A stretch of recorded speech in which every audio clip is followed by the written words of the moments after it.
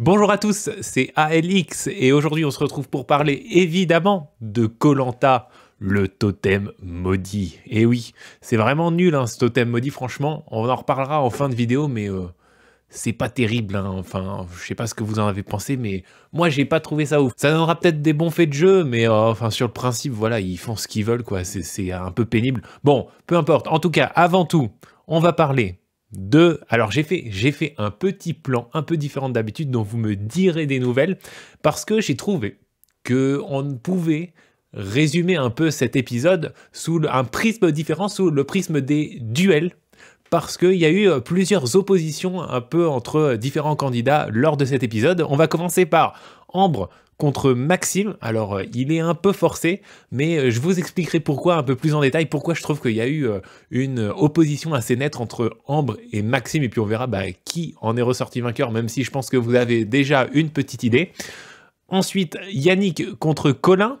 Ça c'est un peu plus évident, hein. Il y a eu un espèce de petit clash entre Yannick et Colin. Yannick a priori en position de faiblesse, mais qui s'en tire, on le verra super bien. Ensuite, Alexandra contre Benjamin, évident, gros clash au conseil, hein. Enfin surtout du côté d'Alexandra, hein. Benjamin il s'est écrasé, il n'a pas su répondre. Et enfin en dernière partie, bon j'ai appelé ça, on va essayer de prendre un peu de recul, c'est un peu le fil rouge. On essaye de reprendre un petit peu ce qui s'est passé dans les épisodes précédents, voir comment la situation a évolué. Pareil, bon en fait c'est juste que j'avais d'autres trucs à dire et je savais pas comment le caser dans un duel parce que il n'y avait pas que des duels, et donc c'est un peu le fourre-tout en fin de vidéo. Du coup on commence directement par Ambre contre Maxime, et surtout pourquoi je pense qu'il y a vraiment eu une confrontation directe entre ces deux aventuriers.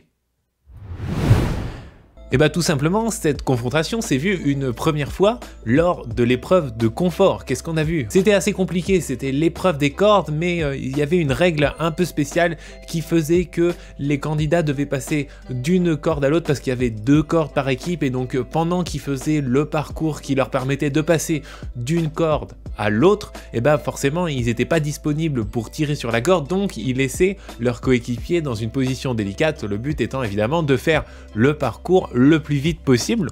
Et puis il y a eu à une certaine phase du jeu un moment où il fallait retirer définitivement un candidat, et à ce moment-là il y a eu tout simplement un espèce de débat chez les rouges sur qui allait sortir entre Ambre et Maxime. Et alors là ils se sont regardés, les deux avaient l'air d'être plus ou moins bien physiquement, donc finalement la décision a été prise en particulier par Ambre, et ça c'est important quand même. Ambre qui dit la dernière fois c'est Géraldine qui s'est écartée, cette fois-ci c'est moi, donc elle décide quand même de se sortir elle-même du jeu. Et après par la suite on sait ce qui s'est passé, les rouges ont perdu l'épreuve, et surtout, c'est Maxime qui a été tenu pour responsable de la défaite. Il paraissait effectivement en difficulté, apparemment, il glissait sur la corde, il n'arrivait pas bien à la tenir. Bon, ça c'est une chose, moi je veux bien, ok, mais quand même, la façon de présenter les choses, je veux dire, c'est quand même Ambre, comme je le disais, qui s'est sortie elle-même du jeu, c'est elle qui prend la décision. Alors c'est pas du tout quelque chose que je lui reproche, au contraire, moi j'aime bien les candidats qui prennent le jeu en main et qui prennent des décisions, qui ont pas peur de parler tout simplement, mais c'est juste que faut pas faire porter le chapeau à Maxime. Enfin pour moi, objectivement, moi j'ai pas de préférence particulière entre Ambre et Maxime, mais il a été accusé de la défaite, il s'est accusé, et c'est ça le plus fort en fait, et c'est là où à mon avis il y a vraiment eu confrontation, et il y a eu confrontation en fait dans la perception qui a été donnée de la défaite des rouges, parce que Ambre n'a pas du tout été tenue pour responsable, et elle a même accusé Maxime d'avoir voulu tenir la corde, de pas l'avoir laissé s'exprimer, alors que c'est pas du tout Maxime qui l'étouffe, hein. Dans ce cas-là, c'est elle qui se sort elle-même. Sauf que tout le monde a compris la morale de cette histoire pour l'intégralité des aventuriers dans cette épreuve de confort, c'est que Maxime a voulu rester et qu'il n'était pas à la hauteur, et que limite implicitement on a tous bien compris que si Ambre était restée, ça se serait certainement bien mieux passé. Alors que rien n'est évident, on sait pas du tout ce qui serait passé. Je veux dire, j'ai compté, et il y a eu 5 rotations entre le moment où Ambre a lâché la corde définitivement et le moment où les rouges ont perdu, donc où Maxime a lâché la corde. 5 rotations. Admettons qu'ils mettent 1 minute par rotation, parce qu'il y avait quand même un petit peu de trajet, hein. Il fallait aller dans l'eau, faire le tour d'une bouée, revenir. En plus, quand il y a une rotation, ils enchaînaient pas directement. Donc 5 minutes minimum de plus, c'est énorme. C'est-à-dire que si vous allez bien à un certain moment dans l'épreuve, ça veut pas du tout dire que 5 minutes plus tard, vous allez pas être complètement tétanisé. Qu'est-ce qu'aurait donné Ambre 5 minutes plus tard ? Ça, on le saura jamais. Ça, on le saura jamais, mais pourtant, personne ne s'est posé la question. Et là où je pense qu'il y a eu vraiment confrontation, c'est que Maxime aurait dû se défendre, en fait. Là, il a laissé tout le monde croire qu'il était responsable de la défaite. Il le dit, j'en prends l'entière responsabilité, il se vautre dedans.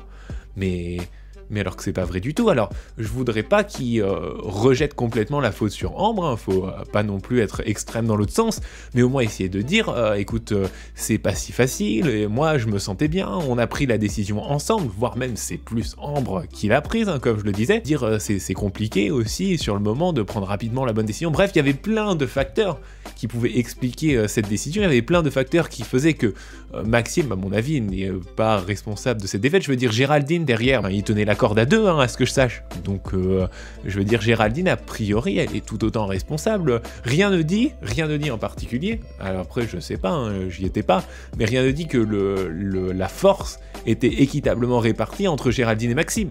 Pourquoi Maxime se retrouve plus accusé que les autres de la défaite? Bref, je trouve que il a été un peu injustement accusé, mais d'un autre côté, il n'a pas fait beaucoup d'efforts pour montrer aux autres que non, il y avait d'autres facteurs, etc. Et puis malheureusement pour Maxime, je trouve que cette domination d'Ambre, elle se poursuit lors de l'épreuve d'immunité.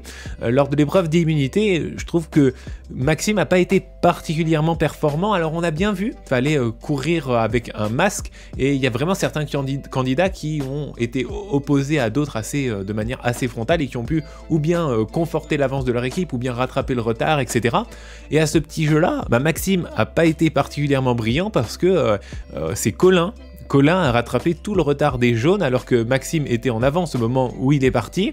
Et ben il s'est fait rattraper par Colin, qui avait beaucoup plus de courage. En fait, il a eu le courage de courir tout droit sans réfléchir, alors qu'il était les yeux bandés, ce qui est quand même assez contre-intuitif. Et de son côté, Ambre a fait une excellente épreuve d'immunité parce que elle s'est imposée à plusieurs reprises sur la construction de la tour à la fin en particulier. C'est elle qui était à la manœuvre, c'est elle qui donnait les indications aux aventuriers qui avaient les yeux bandés pour construire la tour, et donc ça c'est quelque chose qui a été efficace dans l'organisation des rouges. Et puis alors là où elle a été vraiment incroyable, c'est que sur la dernière phase où je sais plus quelle aventurière c'était, mais elle devait faire un dernier aller-retour pour aller chercher les 2 dernières pièces de la tour en quelque sorte, et là il fallait de nouveau guider à la voix.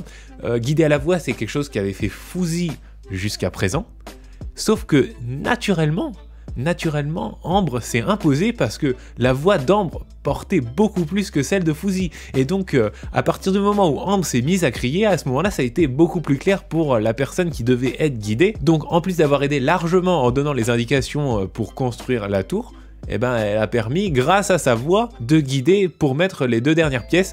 Donc voilà, un espèce de duel Ambre contre Maxime qui tourne quand même largement à la faveur d'Ambre. Et D'ailleurs, dans la vidéo précédente de pronostic, j'ai lu vos commentaires et j'ai remarqué que Ambre, effectivement, était souvent nommée comme favorite ou comme 2e, 3e favorite. Enfin, elle revient énormément dans les pronostics, en particulier pour le carré ou le pentagone, si on peut l'appeler comme ça, final. Alors moi, c'est pas mon pronostic, comme vous le savez, pour la victoire finale, mais c'est vrai que j'avais remarqué aussi qu'elle était très forte, en particulier grâce à son social.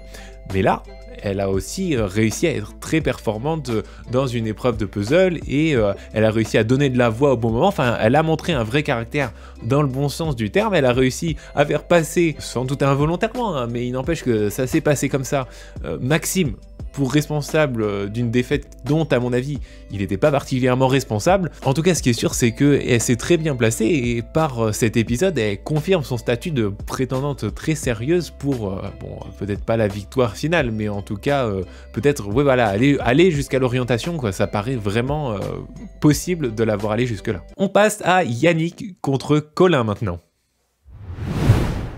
Yannick contre Colin, ça correspond en fait à des tensions qu'on voit apparaître juste après l'épreuve de confort.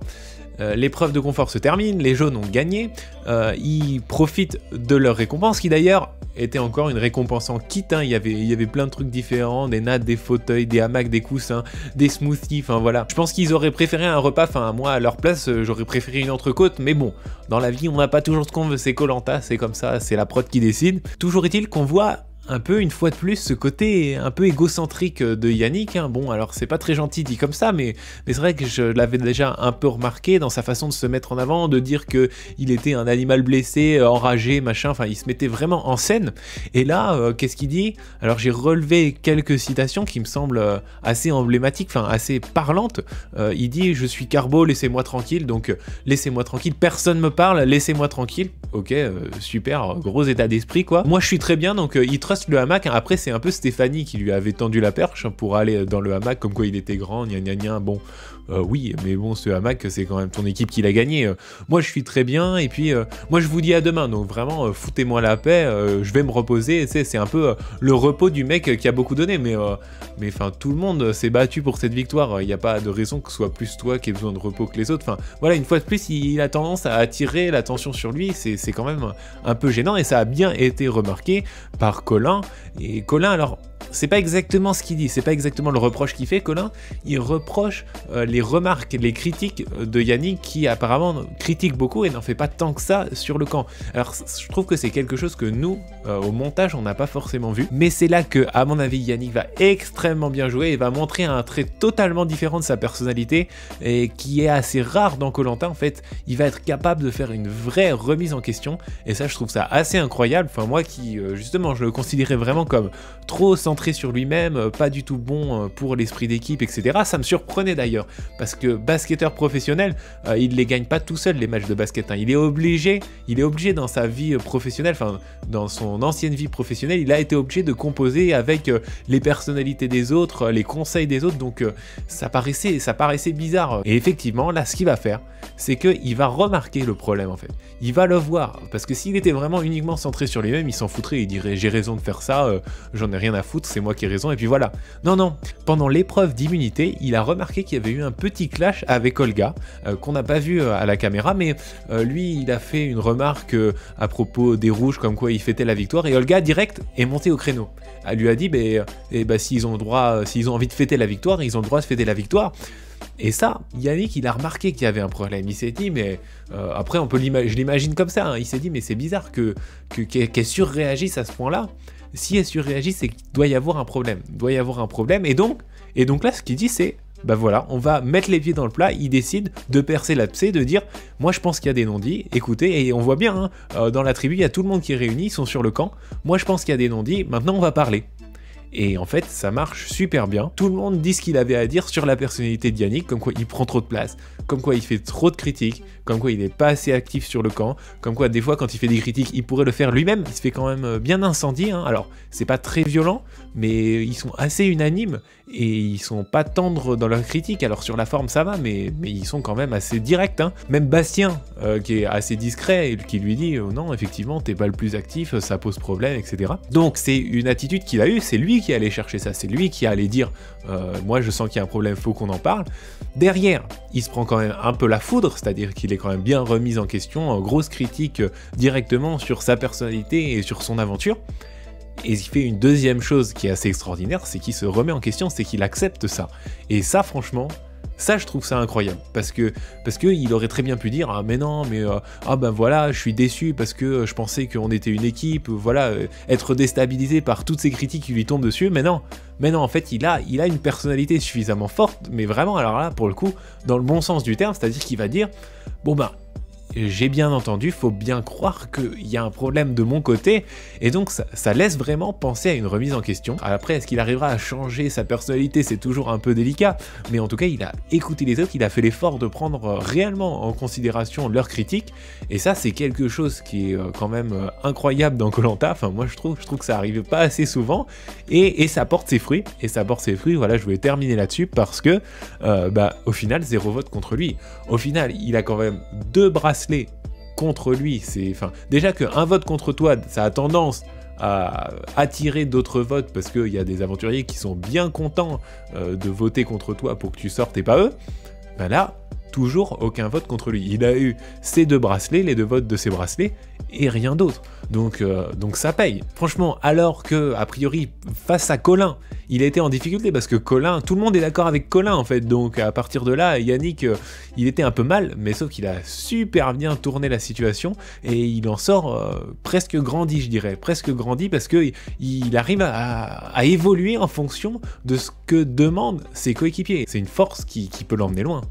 Et on enchaîne avec notre dernier, entre guillemets, duel de cette vidéo, c'est Alexandra contre Benjamin.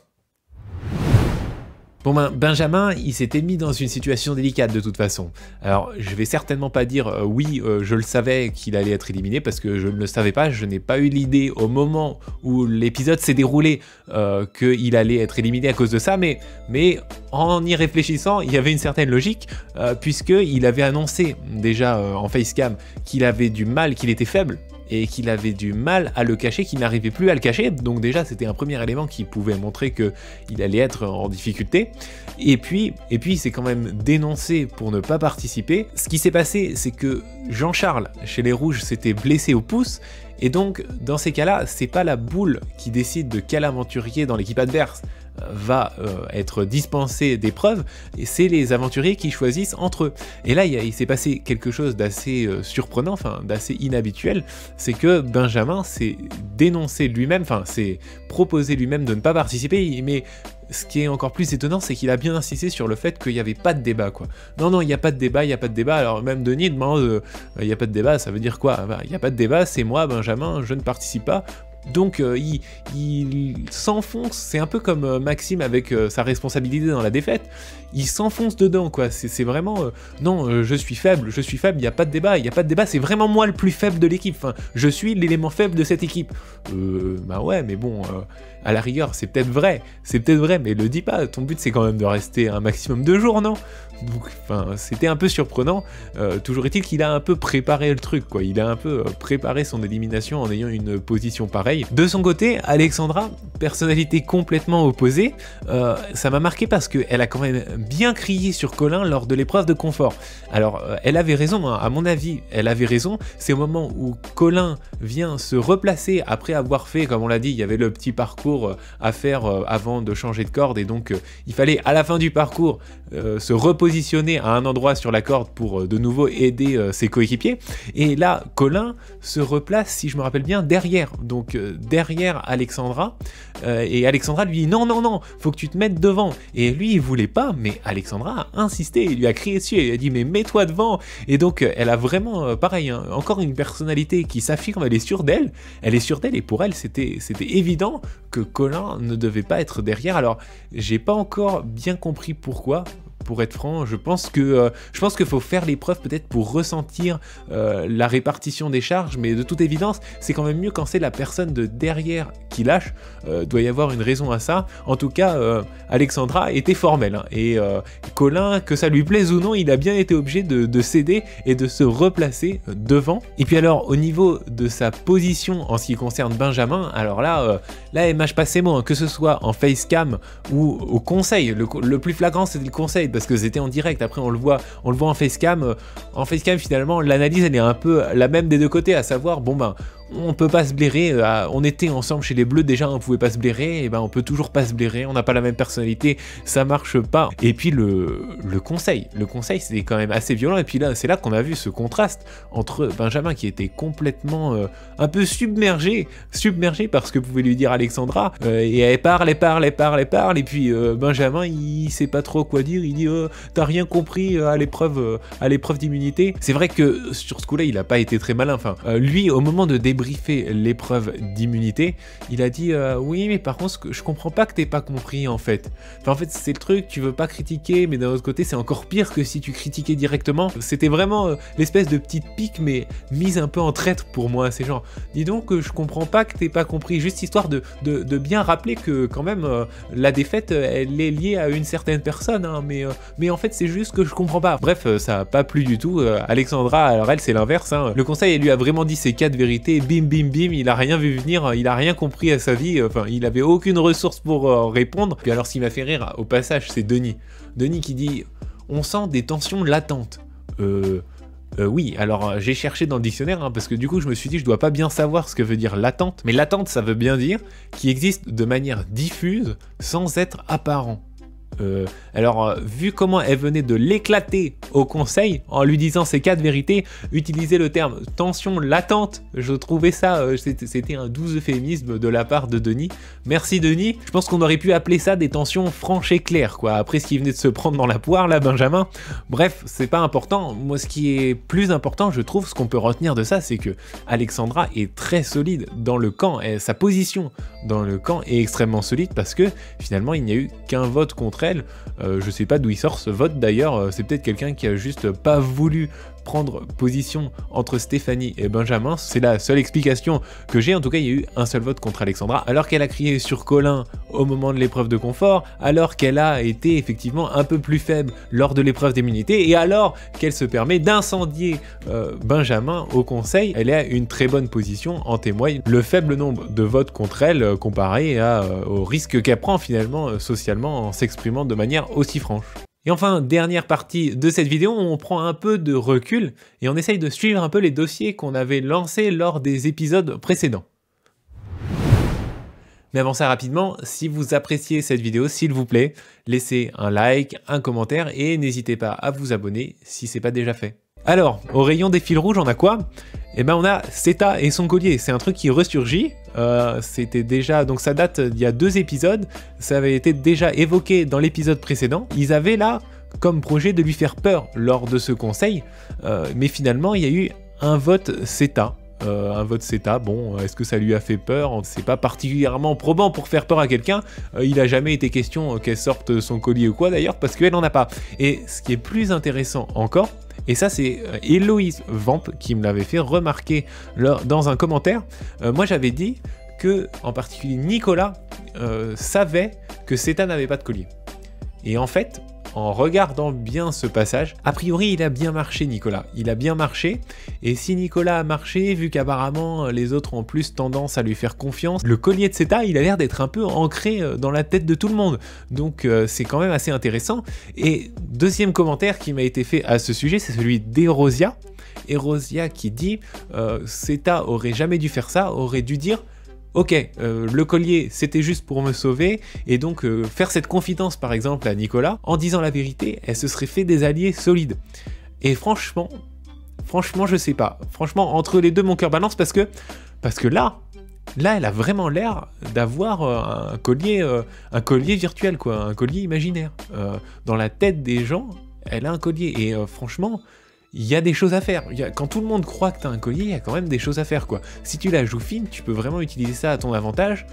Après, le risque, c'est effectivement, bon, bah on va faire sauter son collier. Alors c'est genre, bon bah écoute, s'ils viennent tous la voir et puis qu'ils lui disent, écoute Seta, c'est rien contre toi, mais on a juste envie de remettre toutes les choses à plat, quoi, de remettre tout le monde à égalité, donc on va juste voter contre toi, tu sors ton collier et comme ça on est ok. Toujours est-il que je sais pas, peut-être qu'elle aurait dû tout simplement arrêter ce cirque, qui est assez risqué finalement, parce que ça risque d'être mal perçu par les autres candidats, mais d'un autre côté ça peut la sauver dans le cas où elle serait mise en difficulté. Deuxième fil rouge, et ben c'est Nicolas. Nicolas, moi c'est mon pronostic, donc forcément je l'observe avec attention. Il n'a pas joué un rôle énorme dans cet épisode. Tout ce que j'ai remarqué, c'est qu'à l'épreuve d'immunité, il n'a pas été brillant. Je sais plus à qui il était opposé, mais en tout cas, il a beaucoup hésité. Hein. Il osait pas en fait. Je pense que dans ce genre d'épreuve où vous devez courir avec un bandeau sur les yeux, faut juste pas avoir peur de se prendre un arbre, quoi. Faut juste se dire, ok, et bah écoute, je prends le risque. Si jamais il y a un gros trou, je me viendrai dedans. Si jamais il y a un arbre, je me le prendrai en plein dans la poire à pleine vitesse. Mais si vous commencez à hésiter trop, vous perdez trop de temps par rapport aux gens qui sont un peu plus fous que vous, qui ont le courage de prendre un peu plus de risques. Toujours est-il qu'il nous a gratifié quand même de quelques petites remarques assez sympas, donc c'est peut-être là son sens de l'humour finalement, on l'a pas trop vu, on sait, mais nous on l'a pas vu en tant que tel. Là il nous a quand même sorti sur Stéphanie, pour justifier son vote sur Stéphanie, il a pas mâché ses mots. Enfin, moi personnellement j'étais mort de rire. Après, le sens de l'humour c'est quand même un truc qui est assez personnel, mais il a quand même parlé de carnage, de boucherie, et après il a dit elle sait pas nager, donc quand il y aura une épreuve aquatique ce sera plutôt un sac de ciment. Enfin, vraiment avec l'accent et tout, enfin... Bon après, quand je leur dis comme ça, c'est pas drôle. Ok, moi ça m'a fait rire en tout cas. Sur le moment, ça m'a fait rire. Il nous a sorti aussi au deuxième vote, je change pas d'avis comme je change de chemise. Pareil, bon voilà, c'est cash, c'est marrant, ça fait sourire. Dit comme ça, c'est vraiment pas si drôle. Hein. Dans la vidéo, bon, c'est pas ça qui vous fera marrer, mais si vous avez trouvé ça drôle, dites-moi soutien, soutien, parce que là, c'est vrai qu'en le disant, je me sens un peu débile. Justement, ça me permet de faire la transition sur l'égalité. Alors, j'ai fait quelques recherches comme un bon youtubeur, c'est-à-dire j'ai ouvert un article, lefigaro.fr sur le sujet, et c'est quand même assez rare qu'il y ait une égalité comme ça. Et ça s'est passé. Alors ça s'est passé dans l'histoire de Koh-Lanta seulement 4 fois, donc c'est la 5e fois. Et j'ai recherché un petit peu, donc 2 fois dans Koh-Lanta Palau en 2009, ça c'est quand même assez incroyable parce que 2 fois dans la même saison, la probabilité que ça arrive. Donc c'était à l'épisode 1 entre Raphaël et Julien. Le tout premier épisode, il y avait eu une alliance filles contre garçons, et ben comme il y avait autant de filles que de garçons, ça avait fait 4 contre 4 si je me rappelle bien. Ensuite à l'épisode 7 entre Isabelle et Freddy, et oui Freddy, premier membre du jury final, éliminé à cause de la boule. Ça c'était pour les 2 premières fois. Ensuite ça a été dans Koh-Lanta Fidji en 2017, alors moi personnellement c'est une saison que je n'ai pas vue, mais c'était à l'épisode 7 entre Marvin et Manu. Et enfin Koh-Lanta la guerre des chefs en 2019, l'épisode 13 entre Chloé et Cyril, donc Cyril éliminé aux portes de la finale, le pauvre Cyril qui a tout fait, qui a vraiment tout fait. Alors je me rappelle plus exactement, mais j'avais vraiment en mémoire qu'il a vraiment tout fait pour gratter des voix jusqu'à la dernière voix. Il a arraché l'égalité et finalement il n'a pas réussi à s'en tirer. C'était quand même dommage, c'était un bel effort de sa part. Mais bon, une fois de plus, hein, j'ai rien contre Chloé, je me rappelle plus très bien de toute façon des personnalités des uns et des autres. Toujours est-il que c'est arrivé pour la 5e fois dans l'épisode de cette semaine. Et dernier fil rouge, bah c'est ce que j'évoquais en début de vidéo, le totem maudit.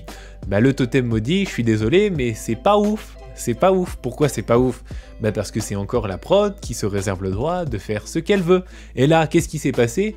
Oui, totem maudit. Alors du coup, Jean-Philippe et Maxime, vous allez devoir aller sur une île qui est extrêmement hostile pour aller trouver des talismans. Et comme ça évitera au totem maudit de s'appliquer. Ah, super.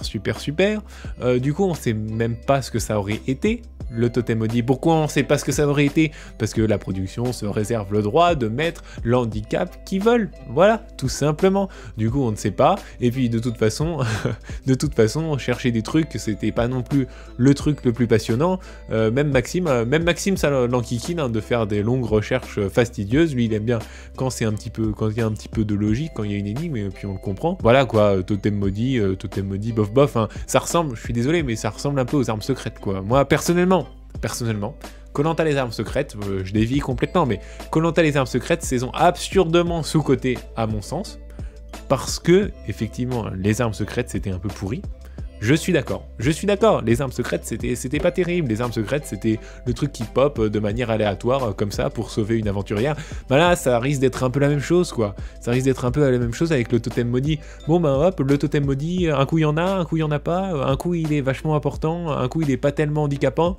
Bref, c'est un peu une sorte de variable d'ajustement histoire de relancer le jeu. Je suis quand même pas du tout d'accord pour dire que la saison est mauvaise, justement, et ce sera ma conclusion, parce que les gens qui prennent des décisions, les gens qui ouvrent leur bouche, qui disent qu'ils sont pas contents, les gens qui disent ce qu'il faut faire, les gens qui essayent d'imposer un peu leur style de jeu, ne se font pas éliminer. Et ça fait quand même bien plaisir d'avoir un peu de fortes personnalités qui osent s'exprimer, qui prennent de bonnes décisions. On l'a vu avec Alexandra, fort caractère, mais un seul vote contre elle. On l'a vu également de manière flagrante avec Ambre, qui arrive à complètement s'imposer, qui a un très très bon social, mais qui arrive aussi à s'imposer. Et ça c'est quand même extrêmement intéressant, justement pour créer du jeu de manière naturelle. Il faut des candidats comme ça, il faut des candidats charismatiques, il faut des candidats Yannick aussi, gros ego, enfin a priori gros ego, je me mets en avant, mais je suis capable pour le jeu de moduler tout ça, de prendre en compte les remarques des autres. Franchement